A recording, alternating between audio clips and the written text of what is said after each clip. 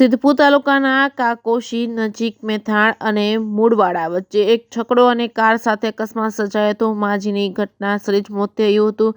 સિદ્ધપુર તાલુકાના કાકોશી નજીક મેથાણ અને મૂળવાડા વચ્ચે કાર અને છકડા વચ્ચે અકસ્માત થતાં જ વાહનો બળીને ખાખ થઈ ગયા હતા. છકડામાં બેસેલ એક વૃદ્ધાનું ઘટનાસ્થળે જ મોત થયું હતું. આવી રીતના અકસ્માતની ઘટનાઓ વારંવાર બનતી હોય છે. જે કેસની ગુજરાતી સાથે પ્રવીણ પંચાલ, પાટણ.